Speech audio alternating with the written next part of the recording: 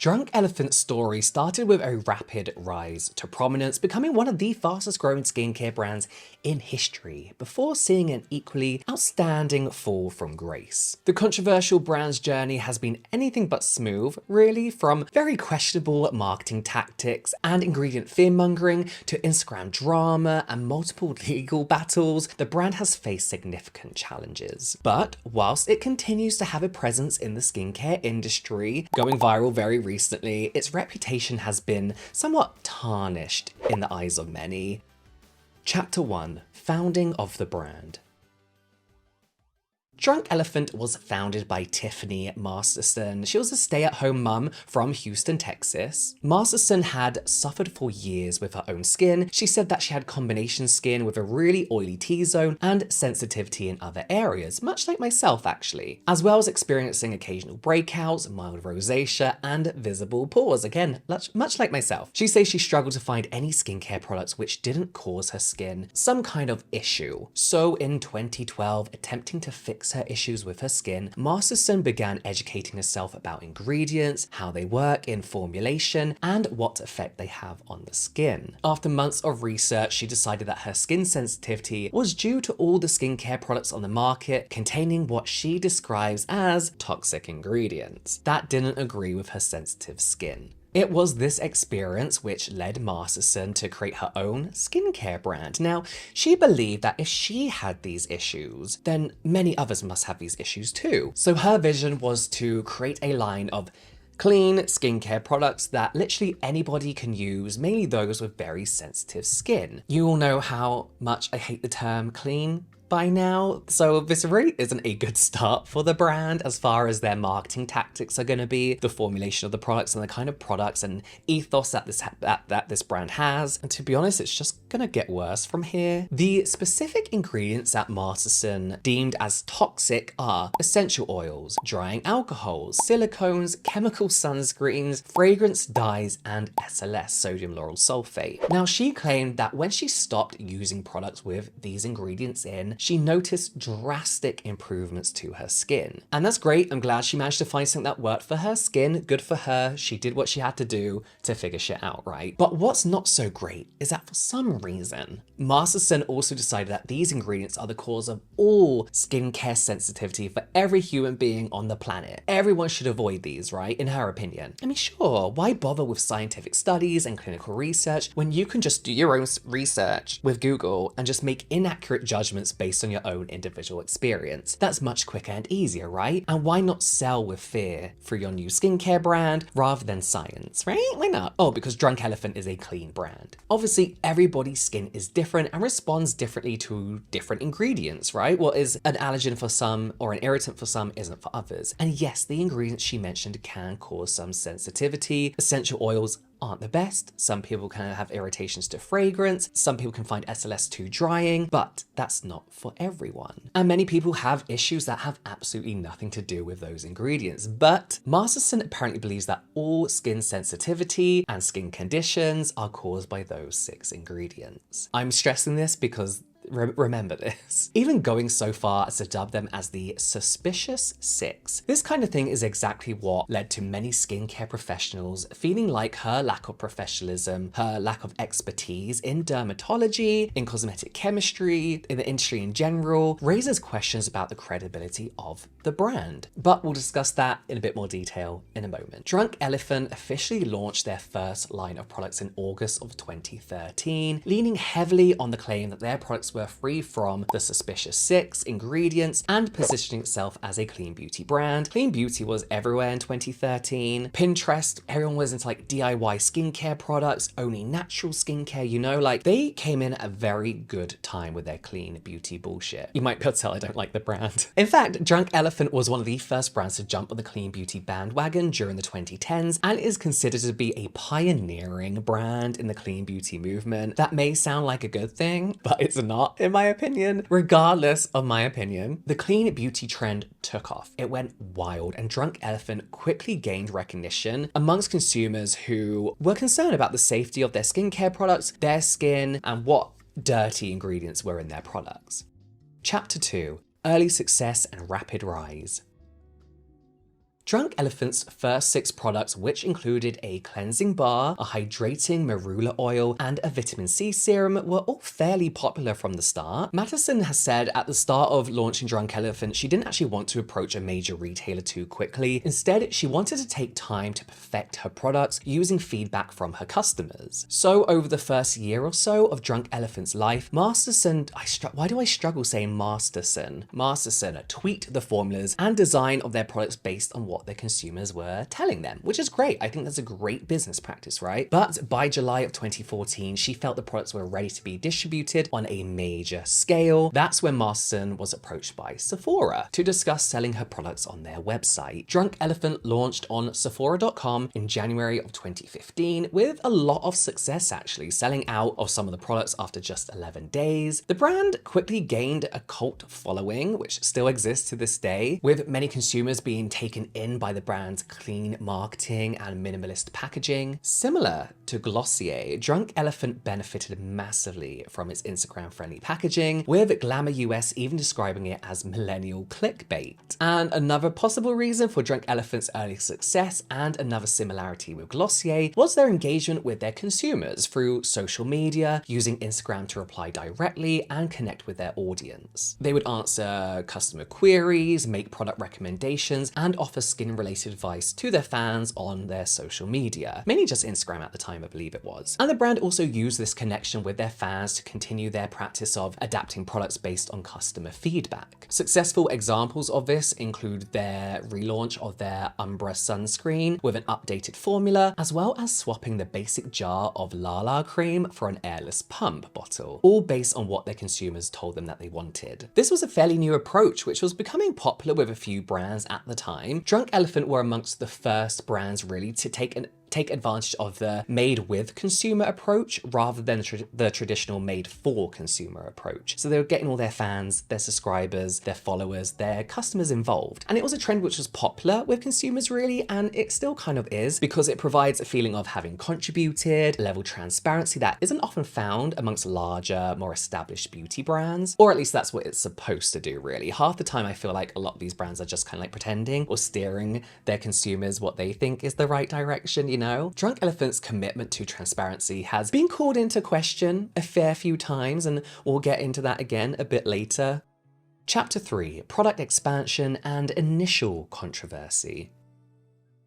So up to this point, Drunk Elephant has avoided controversy for the most part, and their marketing tactics had helped the brand grow very, very rapidly. They capitalized on this growth, introducing several new products to their line, including the very popular C Firma Day Serum and TLC Sakura Baby Facial. The company's rapidly growing fan base was mostly happy with the products which were available so far, and many were particularly impressed with their clean branding and overall positive image. But it was around this point in time that the first hints of controversy started to appear. The brand's aggressive stance against certain ingredients had grown really tiresome for some, and their over-the-top claims really began to draw more skepticism. Dermatologists and skincare experts, which were starting to gain more traction online at this point, pointed out that ingredients like silicones and certain essential oils, for example, when used and formulated properly, could actually be beneficial for the skin, but the brand's refusal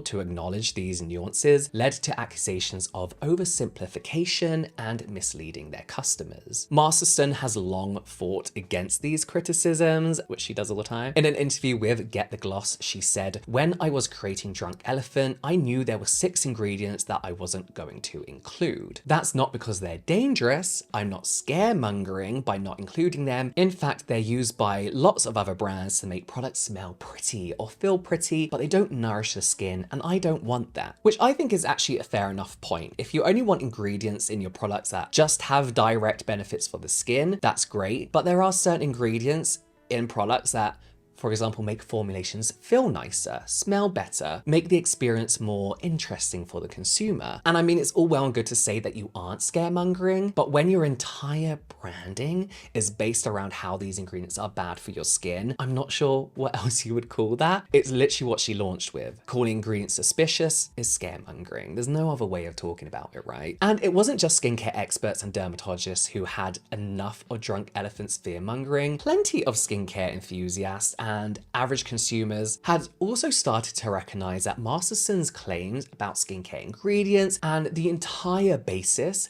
of the brand's philosophy had major flaws. It became clear to many that at best, Masterson didn't know enough about skincare and wasn't listening to the trained professionals she had employed, or at worst, she knew what she was saying was inaccurate, but she was just happy to carry on and mislead her customers in order to grow her brand. And this is what I mean by it's easier to sell by fear-mongering, gain traction by fear-mongering and selling by fear than it is with science and the truth, basically. There have been many claims that were actually made by Masterson herself and the brand, which basically encouraged people to be super skeptical of the brand and the credentials and knowledge that the team behind Drunk Elephant actually had. In that same interview with Get the Gloss, she also said, "I only wanted to include ingredients that would feed and strengthen the acid mantle, and I avoid ingredients that can trigger the issues in the skin. If you don't know what the acid mantle is, because it doesn't get talked about a lot, it's the part of the skin that naturally creates acids, lipids, and loads of great stuff that your skin needs. Drunk Elephant is very much focused on feeding and supporting the acid mantle rather than stripping it." I mean, this sounds great. Like, don't get me wrong, that sounds great, but the explanation isn't quite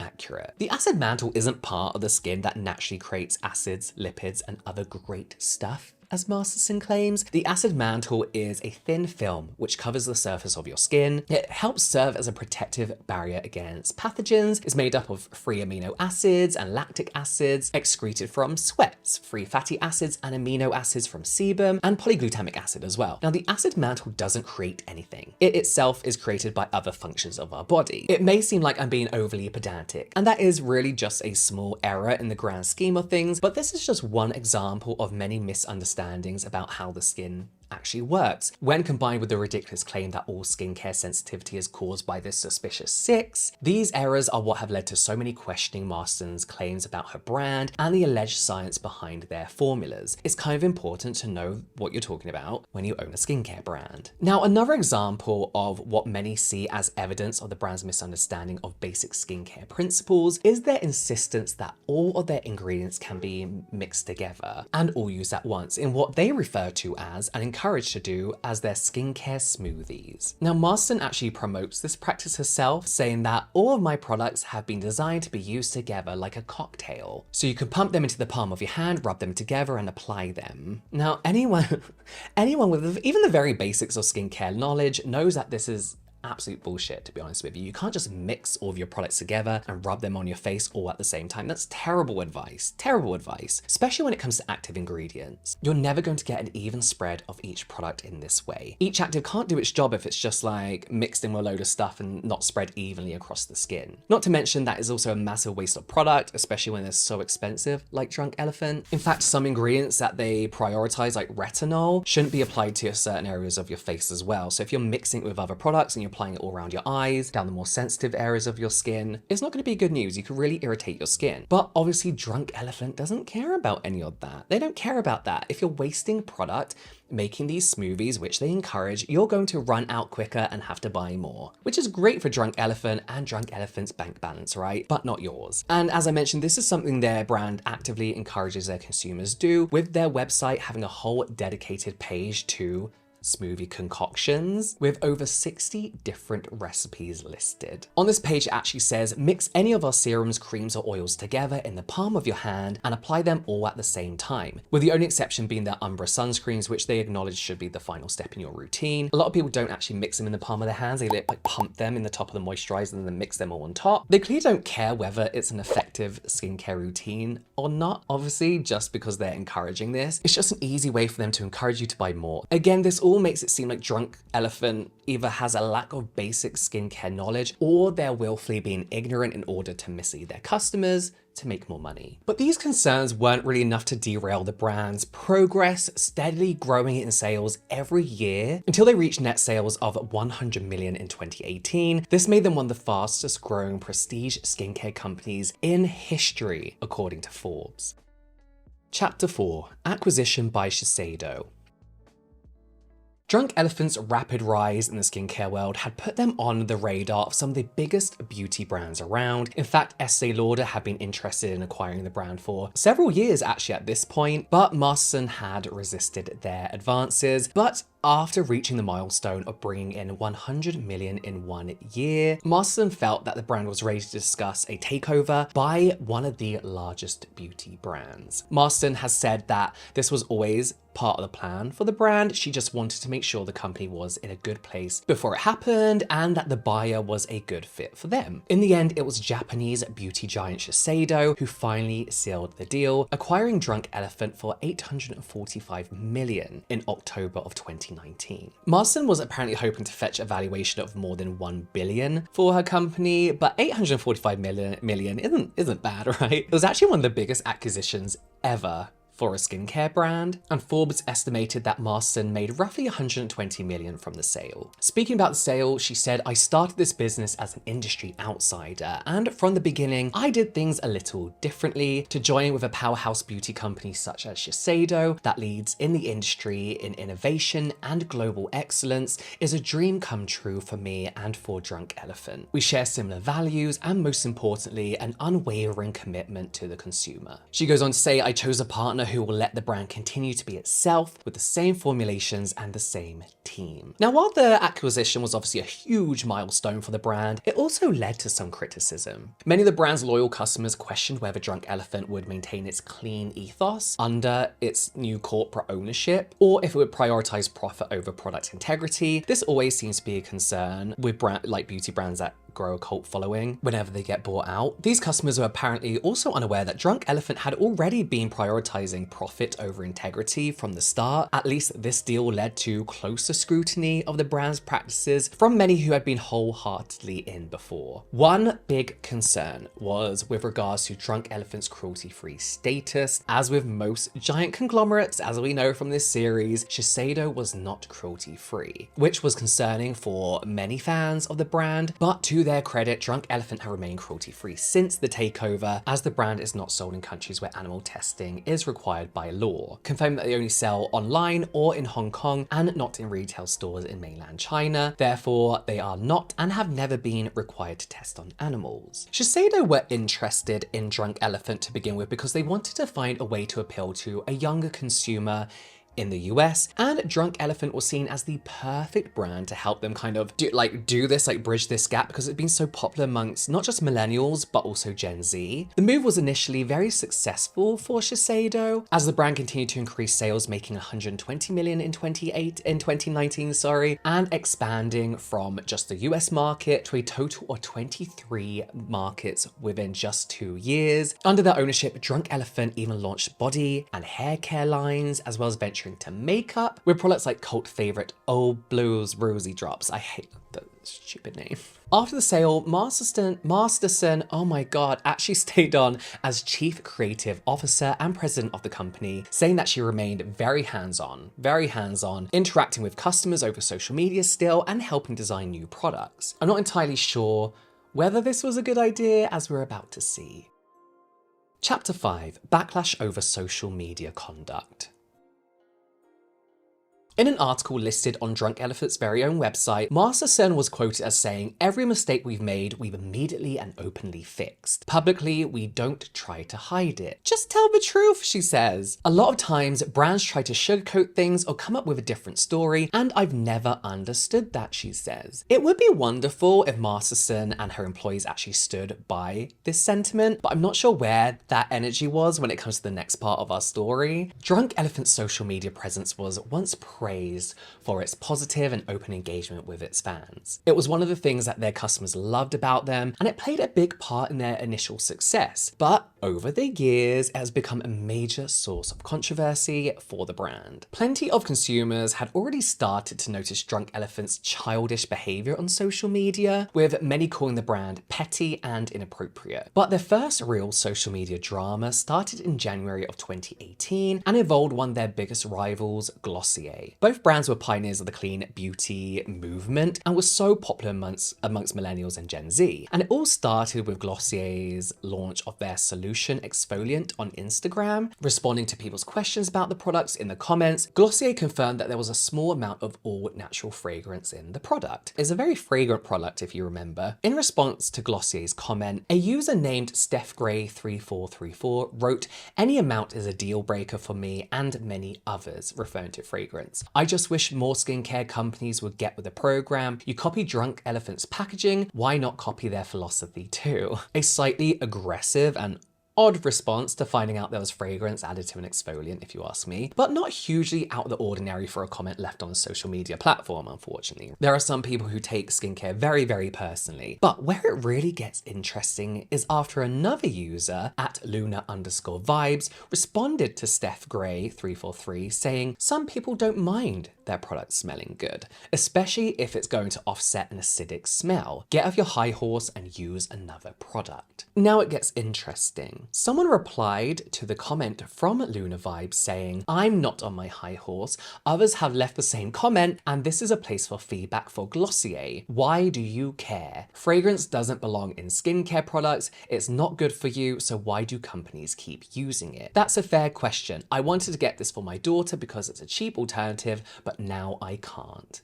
I don't think Glossier was a cheap alternative to any acid. It was pricey. But it wasn't Steph Gray 343 that actually replied to that comment. It was the official Drunk Elephant Instagram account. Someone with access to Drunk Elephant's Instagram had clearly been using a burner account as Steph Gray 343 to harass Glossier and accuse him of copying Drunk Elephant's packaging design, arguing with other customers, arguing in the comments like a child, complaining about fragrance, etc., etc. It's not a good look, is it? It's not a good look, particularly for a brand that claims to believe in showing kindness to others. This story circulated pretty widely and did a lot of damage to the brand's image. In an interview about the incident with The Cut, Masterson attempted to deny this had anything to do with her company, saying, I'm sick about it.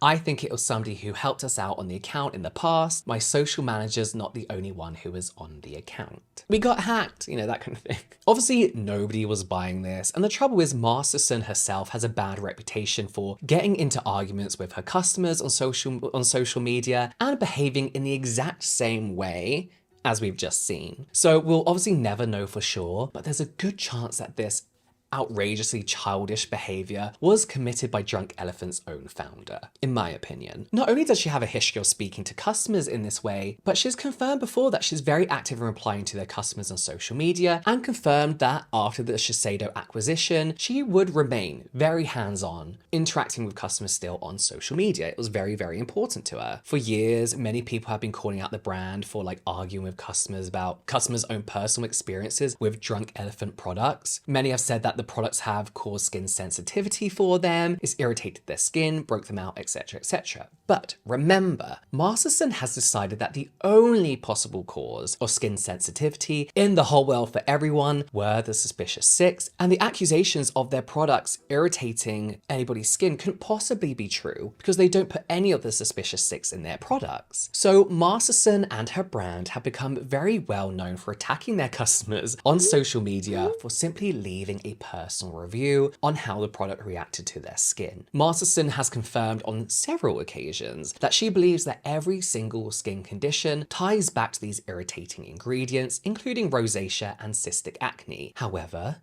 as is fairly common knowledge, some of the conditions which cause sensitivity are genetic, so they can't have been caused by the Suspicious Six, but also anyone can have an allergy to anything, including things that aren't within the Suspicious Six. But Masterson, she's not having any of it. She won't have it. She's even gotten into arguments with people on Instagram over it. Well, we don't know for sure it's her responding through the Drunk Elephant Instagram page, but based on interviews that she's given and the way the posts are written, it certainly sounds like her writing these messages. One example is when Instagram user The Pamper Place questioned Drunk Elephant's claims that these Suspicious Six ingredients are the cause of everyone's skin issues. Drunk Elephant's response was, each person's skin functions the same, just like all of our organs do. All skin needs to be treated the same using biocompatible ingredients the skin can get along with the caveat that one might need a bit more or less of something. When the Pamper Place disagreed again, Drunk Elephant engaged in a prolonged argument with them, basically, at various points in the argument, making just plainly inaccurate inaccurate statements such as, I still maintain all skin needs the same thing, including rosacea and cystic acne, and I don't think of rosacea and cystic acne as permanent conditions. They fucking are. I got rosacea, it's not going anywhere. You can't just treat it with skincare, right? They say, I think of them as conditions that are worsened or created by ingredients. Overall, whoever was writing for Drunk Elephant was coming across as very, very childish and immature in this exchange. Like, who else could it be? Who else is gonna say I and other than the creator of Drunk Elephant, right? And it's not just Instagram where Drunk Elephant has been behaving inappropriately, allegedly. The brand has also been accused of creating dummy accounts on Reddit as well, with one account in particular going by Lydia Thompson 11 being called out as a blatant Drunk Elephant plant. When users went onto Lydia's comment history, they found that all her comments were in support of Drunk Elephant to a suspicious degree. In response to a post titled, Anyone else really disappointed with Drunk Elephant products? Lydia Thompson 11 responded, Not me, it's the best I've ever used. I have quit using every other product and it works better together as a system. Now, Lydia's comment history is full of similar comments and nobody's really buying it. I mean, who knows? It could be like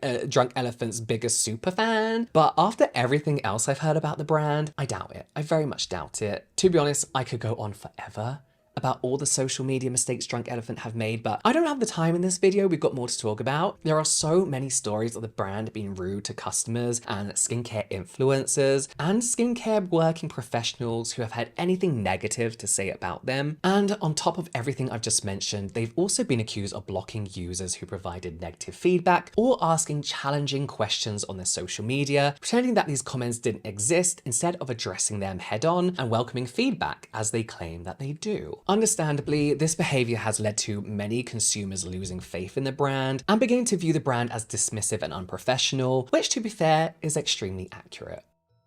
Chapter 6: Legal and Ethical Concerns.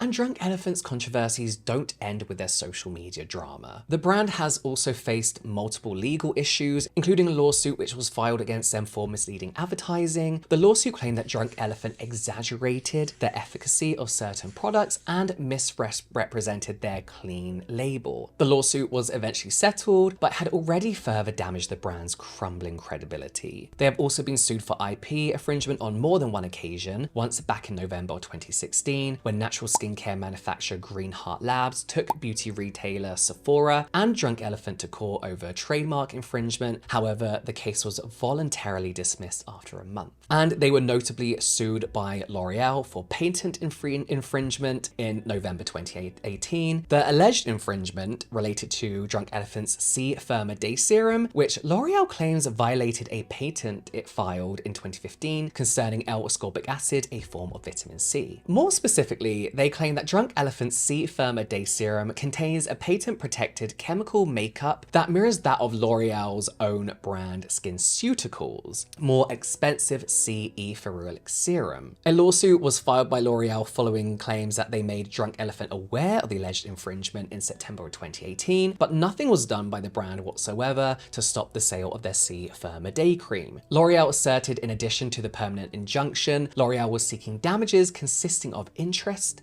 costs, and an accounting of all infringing sales. 2 years later, the case was settled out of court, with specific details still remaining undisclosed. The brand's list of ethical concerns is also seemingly endless, to be honest with you. Yes, they are cruelty-free, that's great, but that's about it. We've already talked about their promotion of wasteful and ineffective skincare smoothies, which many see as unethical. Promoting waste is never a good thing, and nor is tricking your customers into believing that mixing your skincare together is a good idea, regardless of what actives you use. We've also talked about their ingredient fear-mongering and denial of any skin conditions being caused by anything other than the suspicious 6. But the criticisms don't stop there. They're a widely critiqued brand. Drunk Elephant has also received criticism from some for what they deem as the brand appropriating and romanticizing Africa in order to market overly expensive skincare product to privileged Westerners. The brand's name comes from marula oil, which plays a prominent part in their their products. Particularly when the brand first launched, marula oil comes from the kernels of marula fruit, which is commonly found in southern Africa as well as other areas throughout Africa. Now, it's a popular myth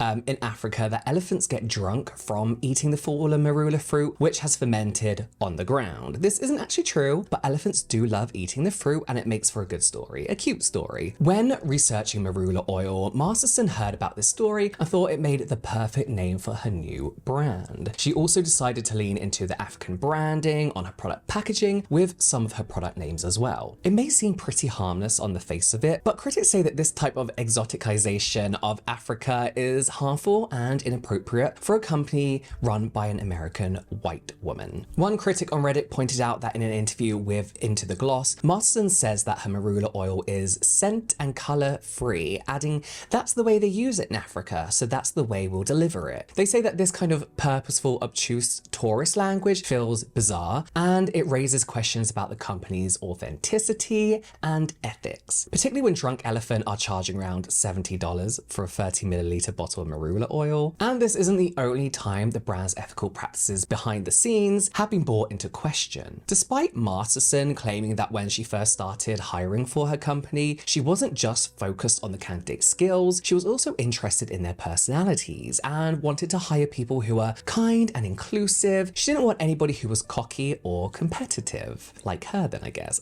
But over the years, there have been multiple reports of a toxic work environment at Drunk Elephant, with employees describing the atmosphere as hostile and demoralizing. Masterson herself has been accused of being difficult to work with, leading to high turnover rates and dissatisfaction among staff. This doesn't really come as a surprise when you see how they act online. The brand also became one of many popular companies that faced backlash during the Black Lives Matter protests in 2020. Beauty and skincare blogger Small Town Beauty Addict pointed out that during the protests, Drunk Elephant has posted a black square and claimed to be donating money to various organizations, but weren't specific about how much they donated, though further issues began when other companies started revealing the diversity statistics of their teams. Drunk Elephant didn't follow suit. This call for transparency amongst brands came about because many consumers had begun to question whether these brands showing support for the movement were actually really committed to real change or if they were just being performative. The Pull Up or Shut Up movement was created by Uoma Beauty founder Sharon Chuter. The aim of the movement was to get companies to pull up, which is publicly releasing the number of Black employees at corporate level and in leadership roles. The idea being to hold brands accountable when they show support for Black Lives Matter publicly, but then don't have representation within their own organizations. Customers started to actually reach out to Drunk Elephant via Instagram, asking the company to post about it, but they found their comments kept getting deleted. Unsurprising behavior from them, to be honest anyway. Eventually, Drunk Elephant released a statement which customers were not happy with. The brand said, "We feel very strongly that making a human inventory of our team and then using that information for marketing purposes is an incredible ethical violation of our employees' right to privacy. It is just not something we would ever do or feel right about doing." Small Town Beauty Addict says many brands have replied with their stats,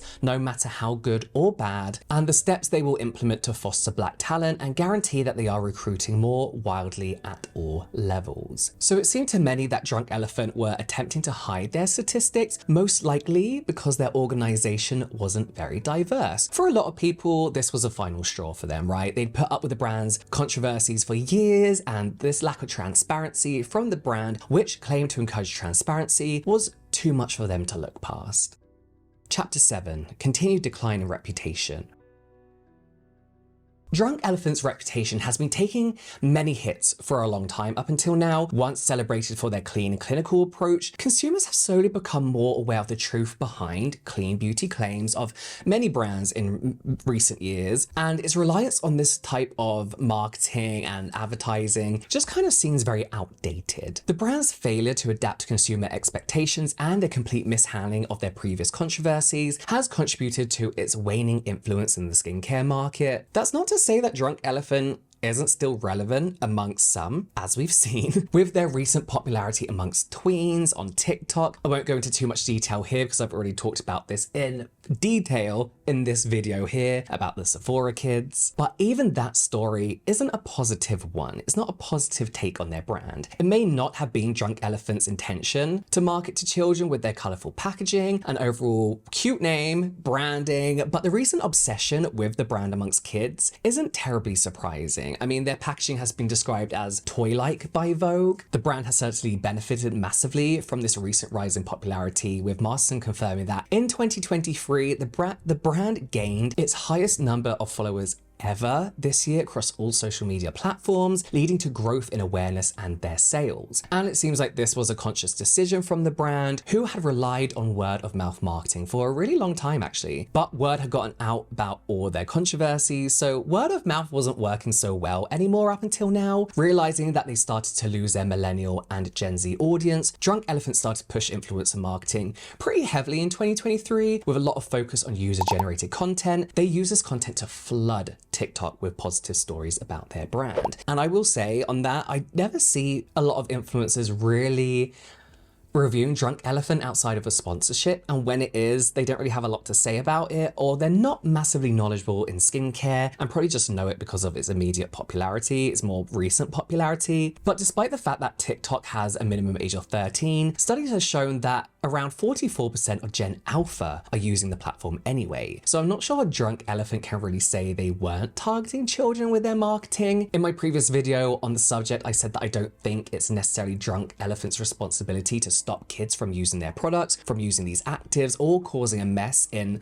Sephora, or their responsibility to market every single one of their products for either kids or not for kids. In my opinion, there is more responsibility on the parents to make sure they know what their children are putting on their skin and what they're spending their money on in general. My opinion isn't the only one that counts, of course, and plenty of people haven't been happy with the way Drunk Elephant have responded to the situation. Back when this was all at its peak near the end of 2023, start of 2024, Masterson stated, "I designed Drunk Elephant for all skin, including that of my own children." Then you're an idiot, sorry. With all those actives, no. And the majority of our skin, hair, and body products are appropriate for and compatible with skin of all ages. She says that this is backed by clinical data. Based on the number of questions we received on this topic, we created an Instagram post with recommendations of what is safe for prepubescent skin 13 and under. But for some, this wasn't enough. Risa Barash, founder of tween skincare brand TBH Kids, says that she believes Drunk Elephant aren't directly trying to market to children, but she also stressed the importance of quick transparency for all skincare brands, saying, "That doesn't mean when it happens, you don't try to nip it in the bud. An 8-year-old should not be putting retinol on their skin, and a child should not be using high potency vitamin C or alpha hydroxy acid. They do have some responsibility to speak up a little stronger, and perhaps should have come out a little sooner." This is definitely a statement which is shared by plenty of other people, including myself. I think she's completely right. Like, they should have said straight away, this is an issue, tweens should not be putting retinol on their skin. But they loved the smoothies, they loved the engagement it was driving on TikTok, the mess it was making for Sephora employees to clean up, so they didn't say anything until it was too late. So it seems that even when Drunk Elephant have a spike in popularity, which should be a positive moment for them, there's always something that they don't get quite right. It's hard to say whether all this negative attention or kind of like bad feeling, bad vibes a lot of people get from the brand is down to their critics just kind of picking at every little thing that the brand does, or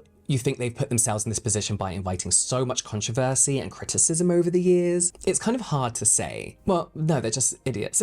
What definitely isn't helping is that the brand has a founder who seems completely adverse to admitting that she, or the brand, or anybody that works there could ever have done anything wrong. It's always either nobody's fault, somebody else's fault, or they just try and hide and hope it all goes away. But it's arguably the lack of accountability which has done the most damage to Drunk Elephant's reputation. When they can't admit to even the smallest of mistakes, how can any of us really trust them?